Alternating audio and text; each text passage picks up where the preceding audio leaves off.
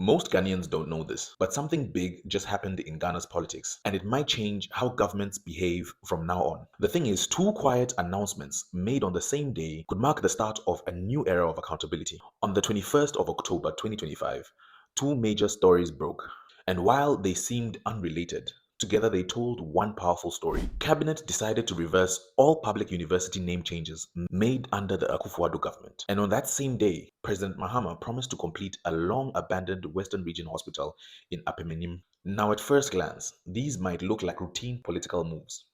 But I want you to pause for a second. Remember how a few years ago, some universities were renamed after prominent figures? For example, the University of Mines and Technology becoming the George Grant University of Mines and Technology. That is just one out of a list of a few. Those changes sparked controversy. Critics said they were politically motivated. The names honored people linked to one side of Ghana's political divide. Now let's fast forward to today. The new administration says enough is enough. Cabinet has directed that all the names that were changed must be reversed. And according to Majority Leader Mahama Ayariga, a bill will soon go to Parliament to make it official. Supporters say this move restores the neutrality of public institutions, that universities should serve knowledge, not politics. But others argue that the action in itself is another kind of politics, that reversing names could open old wounds instead of healing them. Now, here's where it gets interesting.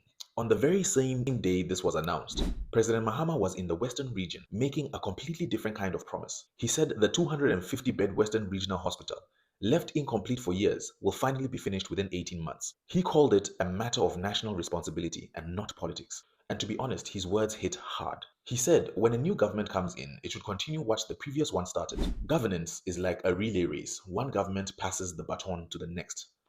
And those are wise words. Because let's be honest, for years, Ghanaians have complained that every new government wants to erase what came before. For example, changing names, cancelling projects, and ignoring what's already been done. And we, the citizens, pay the price. I believe for once, it looks like leadership might be shifting from competition to continuity, from rewriting history to finishing what was started.